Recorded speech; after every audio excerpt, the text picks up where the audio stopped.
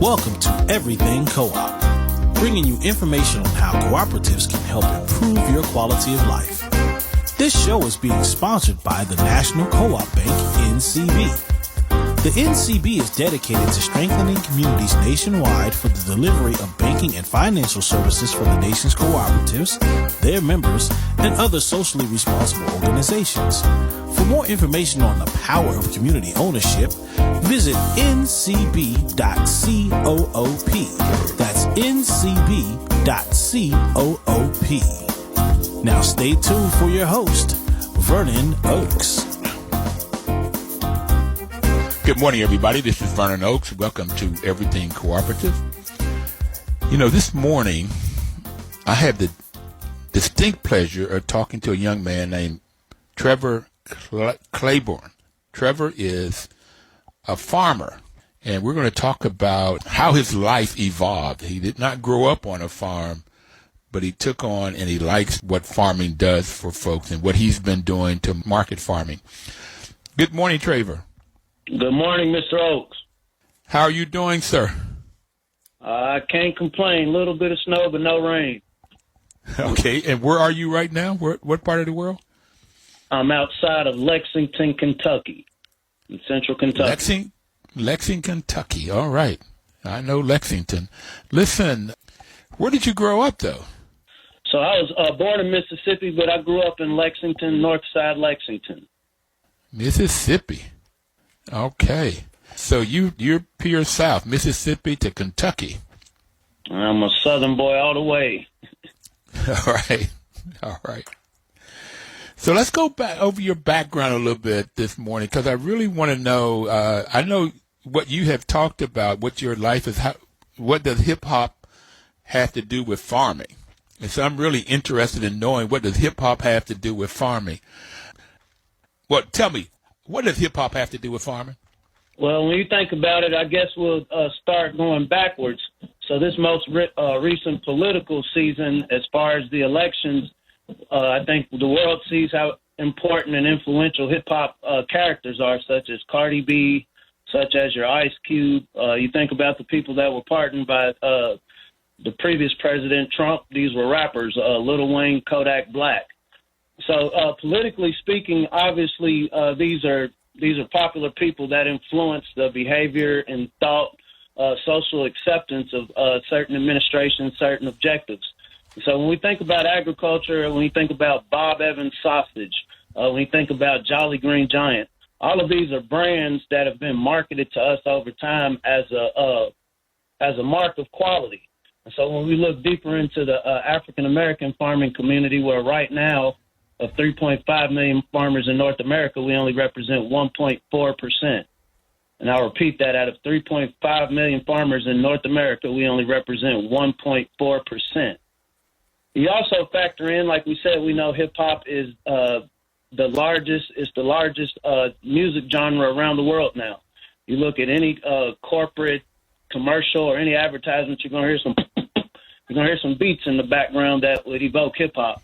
And so I think when I first started the research of Farmer Brown, the MC, as a hip-hop means of teaching agriculture, a lot of people didn't make the connection of the marketing value of agriculture and hip-hop merged, not just to sell products, but also when you think about social marketing.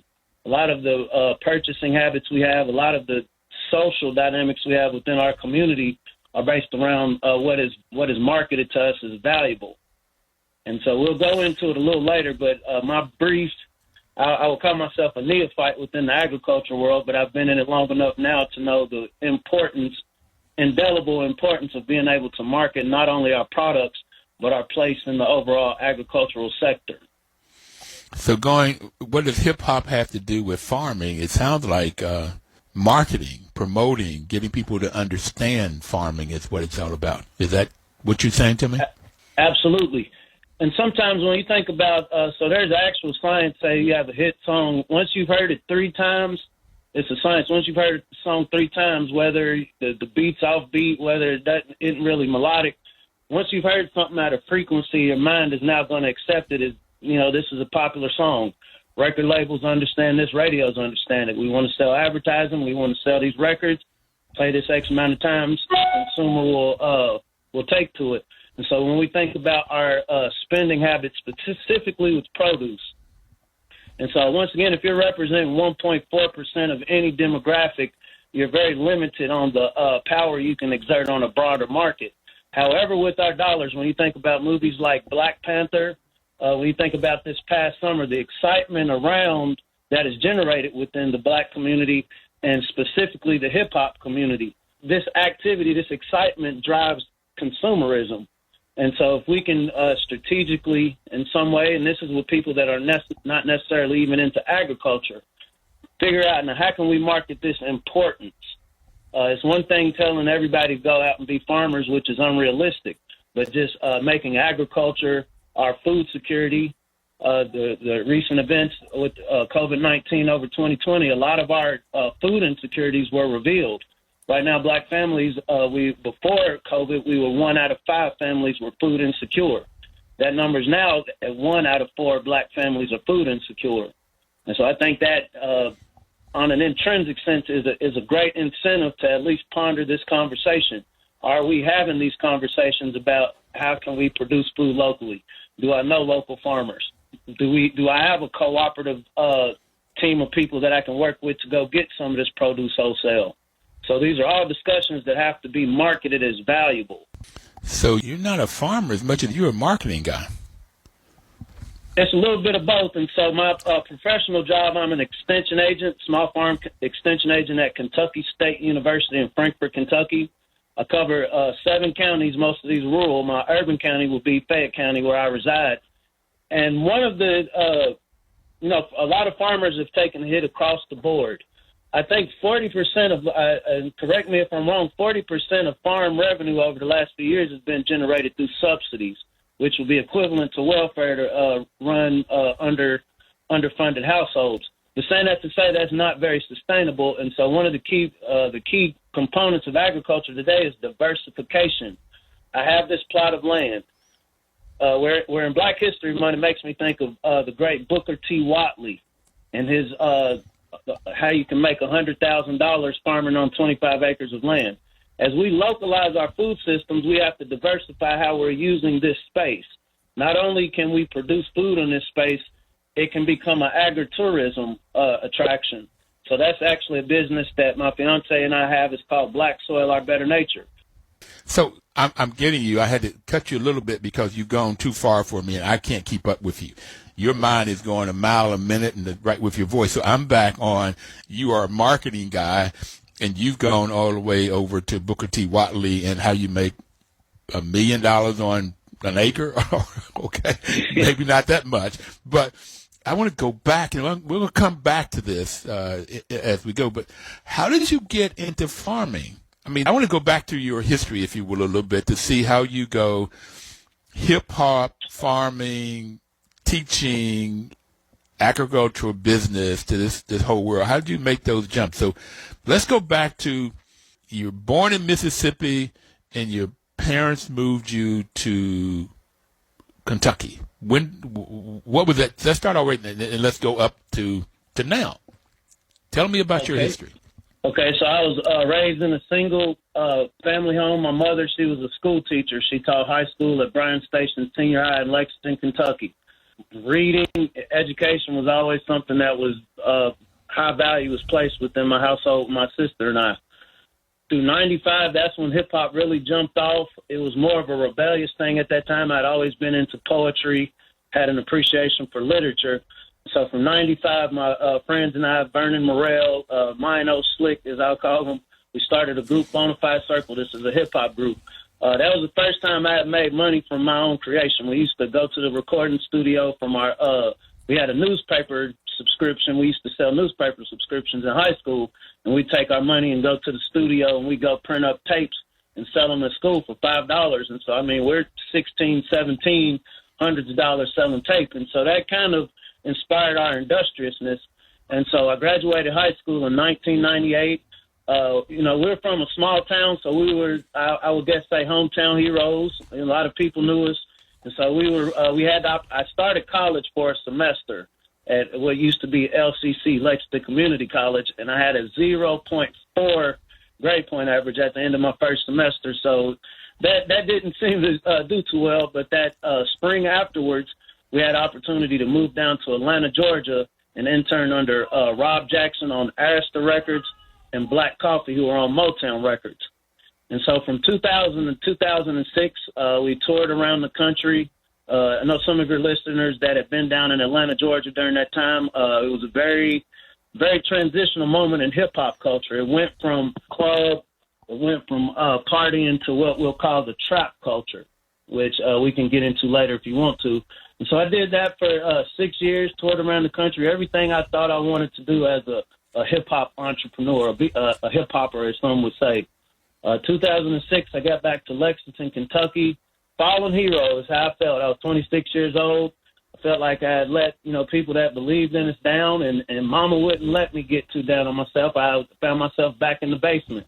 My mother's the type that wouldn't let me sleep past 6 o'clock in the morning, and so I ended up getting some cleaning jobs. I cleaned various factories, doctors' offices, schools, construction cleaning. It was very humbling. When you clean somebody's excrement up and you watch them walk away, and they do it out of spite, but you realize you have to earn my check, it really humbles you. But then you also realize, okay, we're in a world of 7.6 billion people. Somebody has to clean up. And so fast forward, my friends and I started a lawn care company called Hero, Hometown Environmental Restoration Operation. This is in 2008, and the basic premise was, hey, we all do lawn care, but let's add urban restoration to our repertoire of services. It was a cute word that we had all heard President Obama using during his campaign, so we figured, hey, how can we make a niche in that? So that was kind of my start into the whole academia, giving college a second try. So we're up to 2006. You've gone through a career in hip-hop. You had the life you thought you wanted, and from high school, you wanted into this world, and somehow, like the prodigy child, you found that this was not it.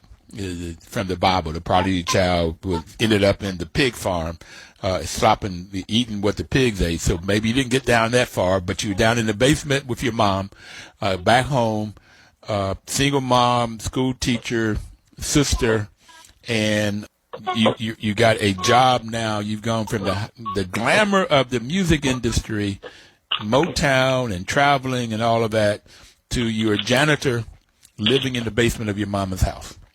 That pretty much sum it up so far. And now we're in 2006, a little bit more in 2006, where you graduated from high school in 1998. I've got a good sense of what hip-hop has to do with farming, and it's really marketing. You're really marketing ideas to people using song. And we're going to take our first break here in a minute. And somewhere in this conversation this morning, I would really like to talk to you about writing some songs about cooperatives. And we're going to get to cooperatives and the benefits of cooperation. The other thing that you said is very, very interesting to me, that 3.5 million farmers, there's only 1.4% are black. We'll be right back. Please don't touch that dial.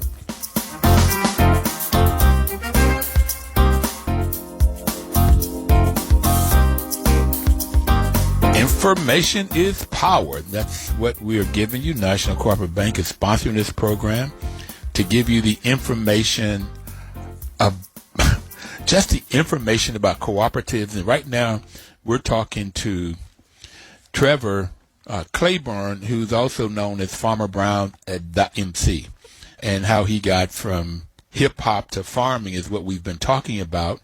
And we're about in the year of 2006, and he finds himself back home after going down to Atlanta, being in the hip-hop music industry, in that world of limelight, and found out that that wasn't the world he wanted to be in. So he's back home in his mother's basement, being a janitor. So bring us up now, Farmer Brown, the MC. Tell me about what happened after 2006. Well, you started the Hero, the lawn care, in 2008. Go from there and bring us up to date. So 2008, it was actually funny. So once again, my friends and I, all of us were in our mid-20s. At that time, President Obama was running for office, and so there was a lot of optimism. And so we thought this urban restoration, because we had heard about, I think, the Big Brothers program he was promoting. And so we were trying to figure out how we could legitimize ourselves. One of my friends said, hey, man, you know, they're paying people to go to school. And, you know, once again, we're trying to be industrious. How can we legitimize our business? And what he meant was they're giving scholarships. And so I revisited in my mind. I was like, okay, maybe I can legitimize, you know, maybe there's some extra funding or something for our business if I go get a degree. And so I had enrolled at Bluegrass Community Technical College, which was originally LLC in their Environmental Science and Technology program. And the whole 2 years I was there was never more than 2 African Americans or even people of color in any of these classes. And seeing as I have been in the big city touring around, this was my first real conversation about environmental science, water quality, soil quality. This was my first time ever going on a nature hike. And so, you know, once again, coming from the music to the janitorial, it was a welcomed new transition in my life, but it never left me that as amazing as this was, we were always reminded of all the job opportunities with the environmental sciences, and there was never, you know, many African Americans in it. And so in 2012, I got an opportunity to get a STEM scholarship to a HBCU. And so in my mind, you know, it was a no-brainer to go to Kentucky State University. And so I had to pick a STEM field. And so agriculture is what was offered, and so it was almost a spin-the-bottle situation. I went into agriculture. Fast forward in 2014, I had a niece. And, you know, I'm an excitable type of person, as you can probably tell. I like to, you know, once I learn something, I like to share it. And so I remember one day, it was one evening where I was visiting my mother, and my niece was there. She was 7 at the time. And I was asking her, I was like, Dariana, where do you think your hamburger comes from? And she said a tree. She answered that immediately, like unequivocally. And she was a very smart girl. And so, you know, mind you, I'm in class learning all these new things about this thing of agriculture. And I realized my very smart niece, she was traumatized when I told her the concept of cows, you know, processing cows. She was traumatized. And so my mind was like, how many other children are just really disconnected from where their food comes from?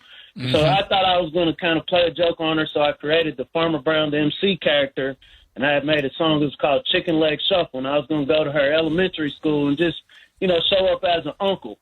And so it was around that time, well, by 2015, I had a junior year practicum coming up. I'd already done my research, and so I had a second practicum, and my simple research was, can you use hip-hop audio and video productions to teach 3rd through 5th graders agriculture? My original research was intended for 300 students, 300 3rd through 5th graders in Lexington. Had the whole outfit, the educational videos, the pamphlets and curriculum. Had to get my IRB. And once I did that, it's been over 50,000 students now since I started. They're saying that to say I got my 300 the very first day. That was April 2016 was the first day I started actually presenting my research. And what came to me was, okay, these kids, they're turned up, you know, because I incorporate dancing and music into the discussion about agriculture. And I realized not only the students are excited about this concept of something they had only seen in a history book through the auspice of slavery, but their parents were excited as well. It gave parents an excuse to learn something new. So once again, when we talk about cooperatives and what does hip-hop have to do with cooperatives, farming, had to do everything with not only commercial marketing, but social marketing. You know, how do we have these hard conversations?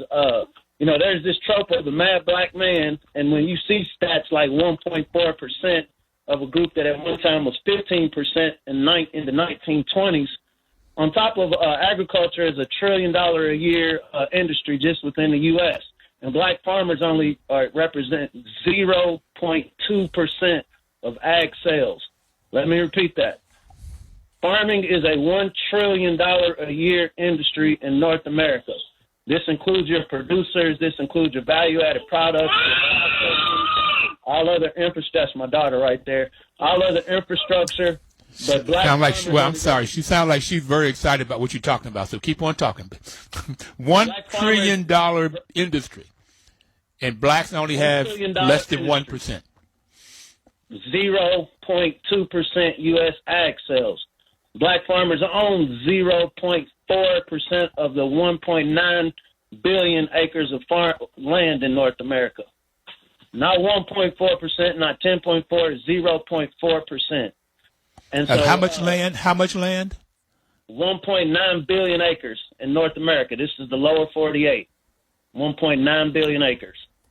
Okay. Currently, and all of these are USDA statistics, and I always challenge listeners or anybody to fact check. I wish these statistics were wrong, and we'll get into it later. In doing this work, because it became a continuous rabbit hole, trying to find a black farmer is like trying to find a leprechaun, and this dynamic exists. We've been to Alabama, Mississippi, Tennessee. We're working with some farmers in Ohio now. And it's the last of a dying breed. These are some of the strongest people in the world to be able to keep your land and your operation in this atmosphere. But I'm kind of getting away. But the concept was, how do you introduce something so serious and not, scare somebody? You don't want to come across as radical, angry. And so we think about the importance of Sesame Street. We think about the importance of Bill Cosby, the Fat Albert and the Gang. These were influential, conjunction, junction, what's your function. Music has always been a means of educating, and actually the essence of hip-hop, it was the black CNN in your urban areas, your New York, and even down south. And so my simple concept was how to put some words together, talking about agriculture, and be colorful. When I was in fourth grade, my first time seeing a black person doing something agricultural, it was in a social studies book, and it was the brief few paragraphs about slavery. I look at this book, and I look over on the wall, I see a picture of Michael Jordan and Michael Jackson. And so as a young black male, over here science, I see a picture of Albert Einstein. And so, it's almost, I guess, subconsciously, my mind went towards what looks like it will be a better life, what looks like I will get a better outcome. And so once again, we have to start with the youth. When we think about the prisons are built based on how is this child developed by third grade? Can this child read? Is it literate? Because I can figure out by third grade if I'm going to need to build X amount of more prison cells. And so I would assume, in the spirit of creating solutions, that we have to, within our community, stress the importance of not just agriculture from food security standpoint, but also career and entrepreneurship. I mean, there's 7.6 billion people in the world that have to eat. I know in North America, we waste 40% of the food that's produced here. I know I'm throwing some numbers, but 40% of the food that's produced in North America goes to waste. Just either it's not sold or, safety protocols. 80% of the food that we consume in North America isn't produced by North American hands.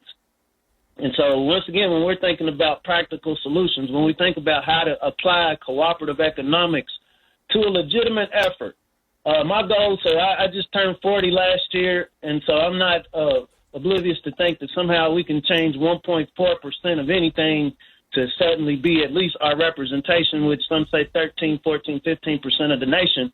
But I figure if we can get 250,000, this is very feasible. If I get a little time later, I'd like to go in deeper into that. If we can get 250,000 third through fifth graders now, and this is spread out across the country. The majority of these farms are in the southeast, but, there's some in the west coast as well. 250,000 third through fifth graders on a track, a formidable track to, during their educational experience, they're immersed with practical gardening experiences. It opens up for farm tours. Recently, I've been working remotely from my office for the last 11 months, but I also know as an educator, we're going to need alternative means of educating, so this also lends to outdoor education. This becomes diverse operations for some of the landowners.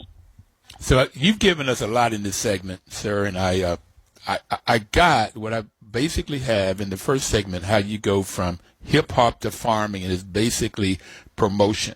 And you've had that same theme in the second segment, but you've talked about a $1 trillion a year industry is this agriculture, and blacks only have 0.2% of that. And the black farmers that are out there are aging; they're getting older. There are a lot of baby boomers in that one, and there's not anybody to follow up to take that. Of the 1.9 billion acres, blacks only own less than 1%. They are 2.4%. And I did get from the folks from the Federation of Southern Co-ops, I'd gotten that in 1906 there were blacks owned about 30 million acres, and today is down to 2.5 million acres. So that's at 0.4% of what we own now. And you're looking at starting with your niece at 7 years old to teach folks through music, song, dance. I've seen some of the outfits that you've had on, color, that about this whole world of agriculture. If you can get 250,000 third to fifth graders in there. Listen, you guys, we'll come back and talk more about with Farmer Brown, the MC, about this whole world of farming. We'll be right back. Please don't touch that dial.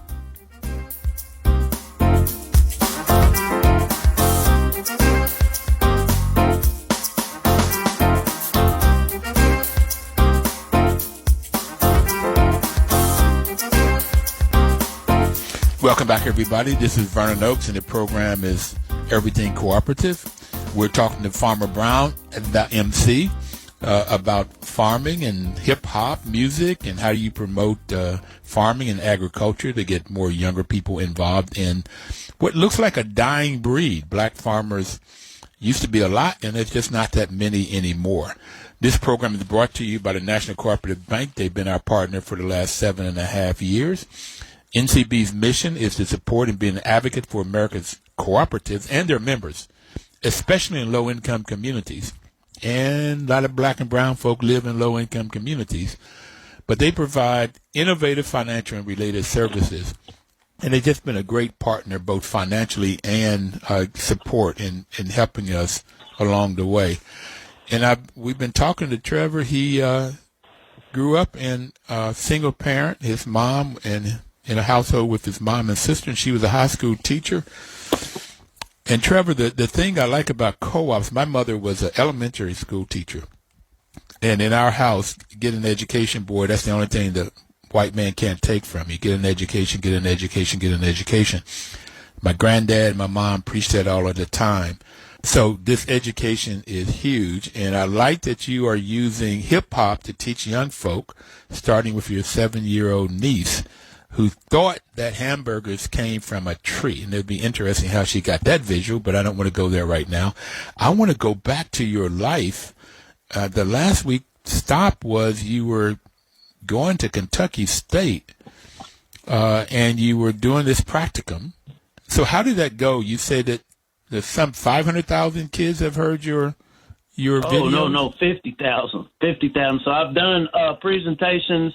This is in person and virtual to 50,000. I've reached 50,000 students, which far surpassed my goal of 300. And this is since 2015 to the present. So if somebody wanted to hear your presentation or get you to talk to or speak to elementary schools, how would they reach you? So you could contact me at my personal email. That will be fbtmc23@gmail.com. fbtmc23@gmail.com. And if they want to see some of the content, the educational content, if it's kind of vague what it looks like, and so I also have videos and some of my literature available at blacktothegarden.com. Black to the Garden. So FB is for Farmer Brown, initials. FB, Farmer Brown, the MC. Farmer Brown, correct. The MC. So it's fbtmc23@gmail.com. Correct. Okay, and the videos, you can go to the webpage, Black to the Garden. Instead of Back to the Garden, it's Black to the Garden, Black, the number 2, thegarden.com to look at the videos. Okay, so you've taken you did not grow up on a farm, and most farmers I know have been on it grew up on a farm. You did not grow up on a farm. You wanted this world of hip-hop, this world of music. You could see how that was exciting and fun. You got a taste of that. It was against your values, against something. Something happened. You said, no, let me get out of here. We'll go back home. You live in your mom's house in the basement. And then you started going to school, back to school. You'd gotten a 0.4 GPA. You may have gotten 1 D or 2 Ds that first semester, or 1 C and all the rest Fs. That 0.4, so it said that you maybe had a 4.0 in partying, but a F GPA, grade point average, when it came to studying in your first semester. Now you go back to school. You went to community college, so that's affordable, and you were a janitor, and you got very humble, understanding. Janitor is a great job. Somebody's got to do it. but you're working for people that can be spiteful. They can spit on the floor or do anything on the floor, and you got to clean it up. So you got humble and got a sense of what it's about, and then you keep going to school. And how did you end up paying for your Kentucky State? I know community college is a great way of going because it doesn't cost much. You can get your first 2 years very inexpensively going to community college. But how did you end up at Kentucky State? And, by the way, I went my first semester of school in 1965. I was at Kentucky State. So we have our background, quite a few different years. Since I just turned 73, you're just turning 40. So it was quite a few different years, but I ended up going to Kentucky State one semester. And because of money, I ended up going back to Bluefield State. It's much cheaper and living at home. So how did you pay for your Kentucky State experience? And so when I was at BCTC, I had maintained a 3.5 or better GPA, and so I was able to get a scholarship from the Lynx Corporation. It was a transfer partnership between the community college and Kentucky State University, as well as other community colleges. And so I was kind of in the pilot run, me and some of my fellow students. And so that paid for half of my time there. I ended up at K-State for 4 years. I was supposed to just be there 2. I ended up there 4 years. I stayed on the dean's list, and so that's how school paid for it, and then student loans, a few student loans. Is it too personal to ask you, when you left Kentucky State, how many student loans you had? How much? I will say a lot more than what some of the people who were sitting next to me left with. I would say closer to 50,000. I would say closer to 50,000. Okay. Have you been? When did you graduate? 2017. Oh, only 3 years ago. 4 years ago. Okay, 3.5 years ago you graduated. So you haven't paid that off yet. Oh no, not at all. have you been able to keep up with the interest? Oh yeah. Okay. Yes. And so once again, it goes back to entrepreneurship. Sometimes it's best to just get thrown in the water, and it's either sink or swim. I think it's driven some industriousness in me. Okay. So you graduated in 2017. You're 40 now, so that was only 3 years ago. So you graduated at 33 with a BA, and a lot of people graduate at 20, 21 years old. So you were not a traditional student. You were an adult student going back to school.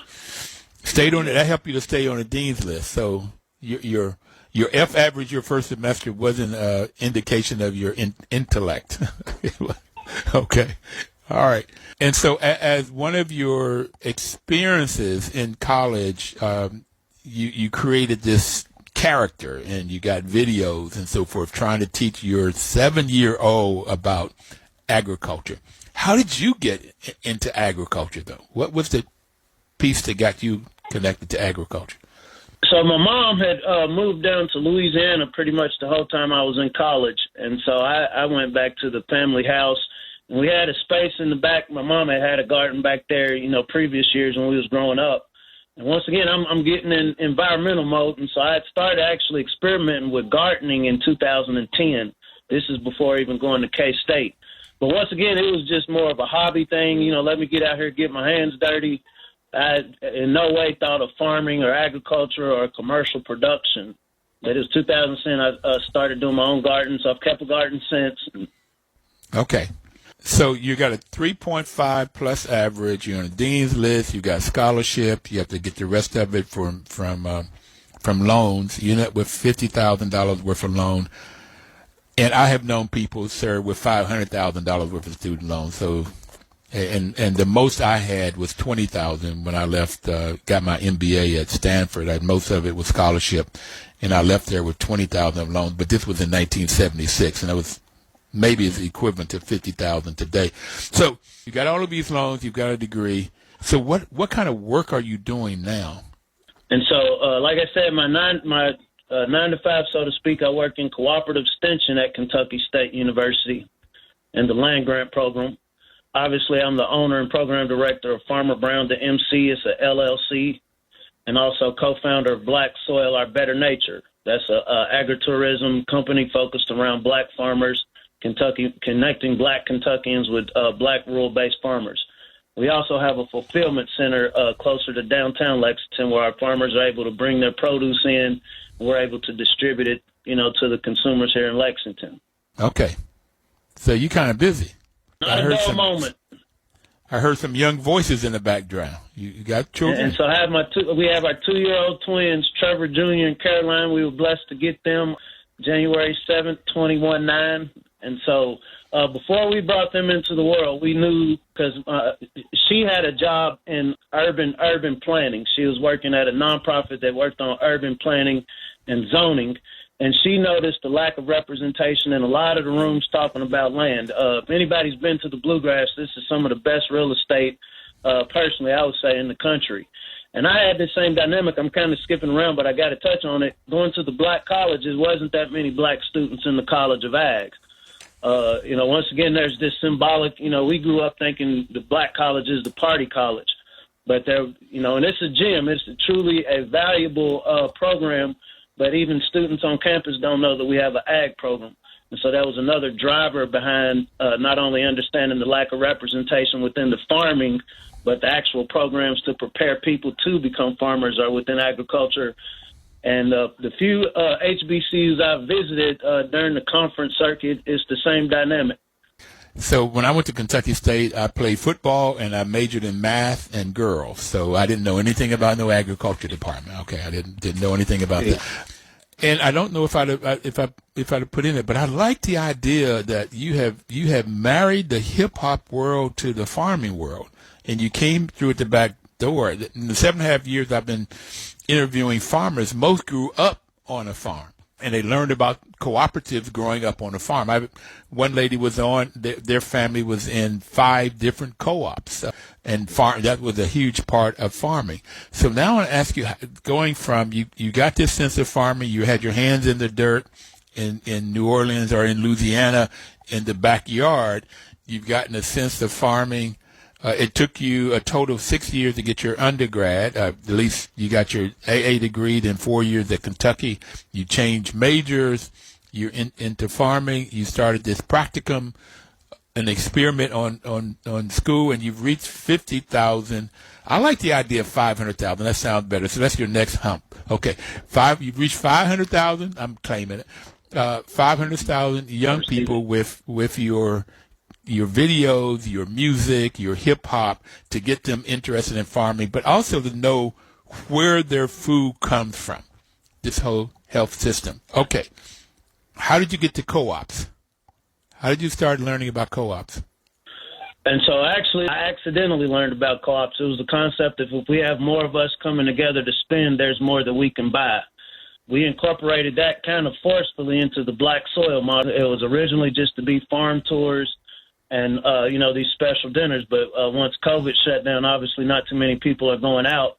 And so we were able to galvanize just with the relationship we had built. We started Black Soil in 2017. So for over the last 3 years, we've built a formidable network of black farmers. And so what we've been able to do, and I would say Ashley's been able to do it better, is actually galvanize these people.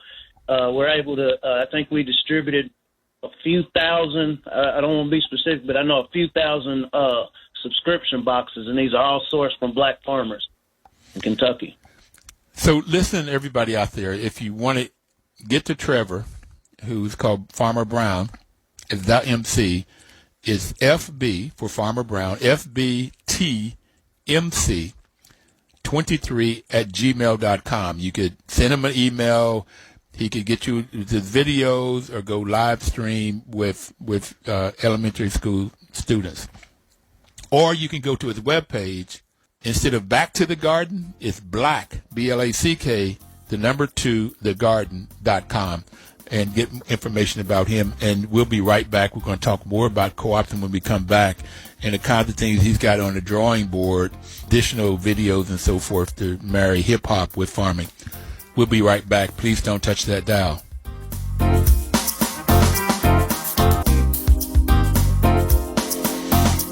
Information is power. Let's give you some information about cooperative farming, hip-hop world. You can go to blacktothegarden.com to reach Trevor Claiborn, or you can email him at fbtmc23@gmail.com. So, Trevor, this is Black History Month, and you're the first person on the show this February. We've talked about history from a standpoint that at the turn of 1900s, 1905, the blacks owned about 30 million acres. There was a lot more farmers back then, black farmers, through a lot of different things. Some of it was blacks left the farms and went to Chicago or D.C., New York, and that land got bought up. Sometimes the whites would take the land. And now it's only about 2.5 million acres that black own. So what I'm hearing you talk about, though, is during the break I came up with, instead of back to the future, is black to the future. How we get blacks into this farming world, into this agriculture world, to this world of this huge piece of the world is food, from the farm to the table, this whole food thing, and how to get more healthier food. So what do you have planned for getting more blacks? I got you've got your videos on. What else do you have planned for the future in getting blacks and black kids involved in this whole food industry? And so obviously the events of 2020 definitely redirected game plans. And so during that time, I've developed 2 virtual learning modules. And this is actually hosted by me. These are cartoon characters. It was a gentleman out of Ohio that actually has a company. He does the presentations for some of your larger corporations, but he was able to make virtual learning modules. These are learning tools for teachers. So that's one end. But as far as this year, and so we're really wanting to expand the conversation. There's many people having the conversation. So the concept is just, we want to make it a part of people's culture. And so 4, 3, 2, 1.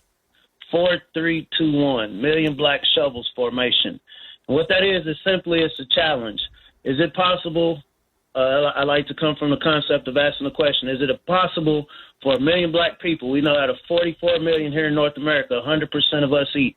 And so can 1 million of us at the same time on April the 3rd, 2021, for 10 minutes engage in some activity that has to do with gardening? This is the prime time to start a garden. If you're in an apartment, you can do container gardening. If you're at work, make sure you got some potting soil. Do a desk plant. But it lends opportunity for a lot of the leaders in the various regions around the country to really be highlighted for the people around them to meet them. And so the concept, we see a lot of people are into social media. We do a lot of these challenges, and in my modest opinion, a lot of these challenges are degrading, and they're not positive for us. And so my challenge is, can 1 million of us for 10 minutes silently on April the 3rd touch the garden? This is at 12 noon Eastern time. It will be 11 Central. But is there an activity 1 million of us can do that's productive? And from that time, so we currently have a podcast. It's called B1 Ag. And the concept is we need to have these conversations. It's not anti-anybody, more so than just being very focused on what are the opportunities within agriculture. It takes 21 days to create a habit. And so from that April 3rd, we're going to have 21 days of just basic ag tips. What are some different production operations that you could do at your house? What if you have limited space? We have all sorts of programs that are available through the USDA, other state agencies, as well as cooperative extension information. Once again, I've kind of been, for lack of a better word, the spook on the wall, so to speak, to see the value of cooperative extension. I would have never known about cooperative extension if I wasn't an employee there and didn't go to school there, but it's a great resource. And a lot of times the farmers I work with, they're just not aware of these resources. And so once again, by having this 1 million Black Shovels formation, the goal is to just have the conversation. I'm like you. I like your concept. I'm going to speak in 500,000. Like, it'll be more than 1 million. It's going to be 5 million. But the goal is let's shoot for some very specific goals. Out of that 1 million, I would hope 250,000 of them are 3rd through 5th graders. We have a curriculum ready. This is Farmer Brown MC. And just expose at least 250,000 3rd through 5th grade black students across North America to agriculture, and connect them with the extension programs where they live, as well as the producers where they live. So where's the curriculum that you have from 3rd to 5th graders? Where's that curriculum? And so you can, if you go to blacktothegarden.com, my newest book is called Raising Young Bosses. So I actually have the curriculum in there if people want it for themselves, a hard copy. I think that would be optimal just in case the computer goes down. It's in that book. They can also reach out to me, and I can send it to them directly at FBTMC. This is a 12-part program. It goes over urban gardening. It goes over the introduction of agriculture, the history of agriculture, careers and opportunities in agriculture, and value-added products, as well as an overview of ecosystem environmental impacts of agriculture. So when you start talking about agriculture, though, you're talking about, most people talk about agriculture from a standpoint of the dirt, the black dirt, mostly black dirt. Sometimes it could be red clay, but the dirt, seeds, water, weeding, all of the things you have to do to get something to grow. Okay, that's what normally ag. But if you look at this whole system, food system is from getting the fertilizer and seeds and everything that you need to get put in the dirt, harvesting it, taking the food to stores or adding value to it, and getting it to the table. That whole process is a process of food. And my father with my brothers and I, we had three boys and him. And we would do about an acre. It was about an acre of a neighbor's land that we would plant, probably 10 years. And out of that whole system, the part that I like was harvesting and eating. I mean, I can take all of the rest of that stuff. You had to do all of that to get there, but that eating part was my main thing. But this whole system is all of the jobs that are created. And when you start talking about co-ops, there are 4 different types of co-ops, and you can have, if a co-op, it depends on who owns and controls the co-op. If it's owned and controlled by the employees, then it is a worker co-op. And the businesses that you're starting, whether it's a hip-hop business in the music industry, or if it's a farm, you could get 4 or 5 friends and y'all can buy 40 acres and then go ahead and farm it. That's a worker co-op. Or if it's the consumer co-op, if it's owned and controlled by the people that uses the product or service. And there you have your credit unions, most of your food co-ops, or your like grocery stores, housing co-ops. All of those are owned by the people that do business there. And a lot of farmers use the other 2 a lot as a purchasing co-op or marketing co-op. And FDA, you've already mentioned them. They know more about co-ops in the government than anybody else I've found. But farmers will come together and they'll buy the products they need. They'll form a business to buy the products that they need, normally getting in volume. They get a better quality at a lower price. And then whatever they produce, whether that's eggs or chickens or vegetables and different kinds of products, it could be oranges. So they market these products. They end up having a company that markets them, and that could be Cabot Creamery, Orlando Lakes, Ocean Spray. And now artists are beginning to use purchasing and marketing co-ops. So these are the 4 types. So in the cooperative extension, are you teaching people about how you start these different types of co-ops? So what do you do in that extension piece? And so my extension capacity is pretty much passing along research-based information to new producers, updating and they say small farms, but limited resource farms, updating people with new programs. We have a program called Third Thursday at Kentucky State University, where each Thursday we have different specialists come in, whether you're talking about livestock production, poultry, honey, aquaponics. And so it's really making this connection between the farmer and the institutions and resources available. So do you do any work with the Federation of Southern Co-ops? Yes, and so I am we just started 2 years ago. I actually went down there the first time through Kentucky State University. And so if I can real quick, so that was another one of my inspirations, seeing how important the Southern Federation is as far as black farmers, realizing that, a broader base needs to understand the value of that. And once again, it's marketing. I know within Extension, a lot of us rely on just Facebook alone, but if you go to the 17-year-olds, 18-year-olds who are driving consumer habits, they're on Instagram. There's all of these new areas where if it's on people's mind, then you can now take action to support something like the Federation, for example. So I need to see how I can get you back to to sing a song about hip hop on co-ops. I said, what would it take you to write some songs about cooperation for the hip hop world too? So we'll get you back in the next couple months, so you can write us some songs, produce them on the show. Absolutely. Man, thank you for coming on. Any last minute message? 30 seconds. If you really want to know something, learn how to grow something. I think this is our finest hour. Regardless of ideology, it started in the garden. Before we were able to have civilization, we had to be able to feed ourselves consistently. The best way we can honor our ancestors and their legacies and everything they went through is to get black to the garden. You don't have to be a farmer to be in agriculture. It's consumer habits, support where you can using your skill sets. Thank you very much, Trevor. Thank you, everybody out there, for listening in today. We'll see you next Thursday. Please live cooperatively.